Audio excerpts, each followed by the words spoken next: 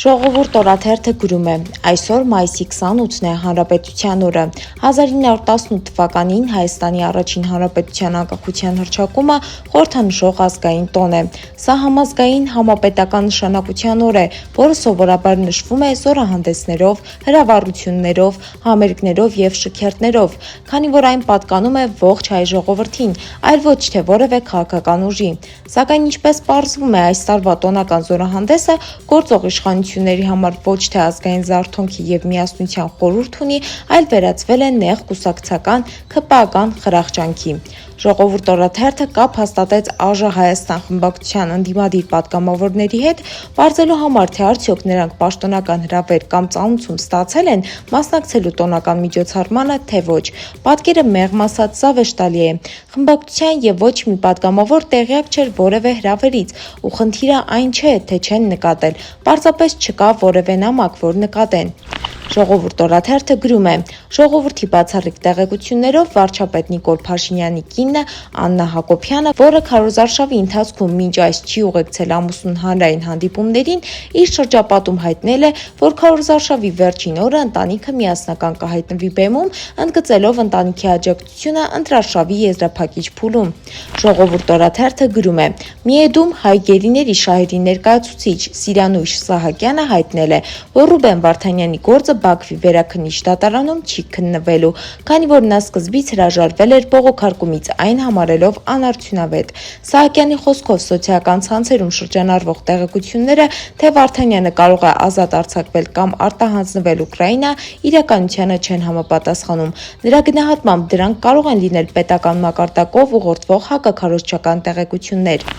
Հրապարակ թերթը գրում է. 2018 թվականից հետո Նիկոլ Փաշինյանի սրտի օլիգարխը դարձած Սամվել Ալեքսանյանը, որը հունիսի 7-ի ընտրությունների մասնակից ֆավորիտ ուժի, ուժեղ Հայաստանի առաջնորդ Սամվել Կարապետյանի հետ քավոր սանիկական հարաբերություններ ունի, մինչ այս պահը անհասկանալի պահվածք է որդեգրել ընտրությունների հետ կապված։ Նրա շրջապատից վստահեցնում են, որ առայժմ հրահանգ չեն ստացել կոնկրետ ում օգտին են աշխատելու։ Մեզ ասացին, որ արդեն մի քանի շաբաթ է ցուցակագրում են գործարարին պատկանող օբյեկտների աշխատողներին, սակայն դեռևս չեն ասում, թե դա ինչ նպատակ է հետապնդում։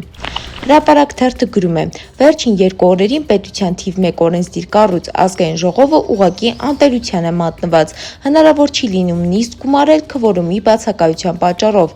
Ազգընտիրները զբաղված են նախընտրական քարոզարշավով, մինչդեռ խորհրդարանը դեռ չի ավարտել իր աշխատանքները և օրենսդիր աշխատանքի կոչված պատգամավորները պարտավոր են գոնե հերթական նիստերին մասնակցել։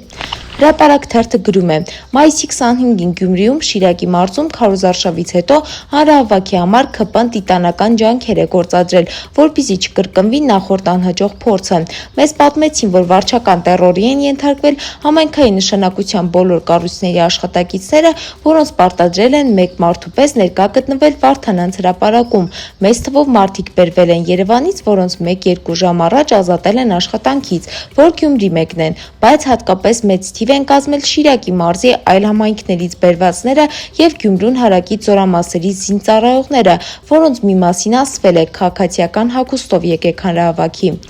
Հրապարակ թերթը գրում է. ի տարբերություն հայաստանաբնակ օրենքով գողերի, որոնցից շատերը դարձել են Նիկոլ Փաշինյանի իշխանության աջակիցները և առաջիկա ընտրություններից առաջ ընտրական տասովկաների մեջ են, նրանց ռուսաստանաբնակ գոլեգաները արմատական են տրամադրված Արցախ հանձնած հազարավոր զոհերի պատասխանատու Փաշինյանի մասին և ճիշտ հակառակ դիրքորոշումն ունեն։ Նրանք իրենց հետ փոխկապակցված անձանց հորդորում են չընտրել Փաշինյանին։ Հայաստանի Հանրապետության իրավապահներին հրահանգ է իջեցվել, ամեն կերպ խոչընդոտել դրան։ Օրերս հայտնի դարձավ, որ նրանց թիրախում է հայտնվել Գորիսում բնակվող օրենքով գող Արտեմ Դոռունցը, որի նկատմամբ քրեական վարույթ է հարուցվել, հետախուզում հայտարարվել։ Ասում են, նրան մատնել է Գորիսեցի պատգամավոր Արմեն Խաչատրյանը, որը հանգրվանել է Գորիսում և կազմակերպում է ՔՊ-ի տեռորը տեղի բնակչության նկատմամբ, որ գոհացնի Փաշինյանին։ Մեզ ասացին, որ օրենքով գողին գաղտնալսել են և դրա հիման վրա են հարուցել վարույթը։ Դե ինչ այսքանն ենք պատրաստել ձեզ համար, եղեք տեղեկացված։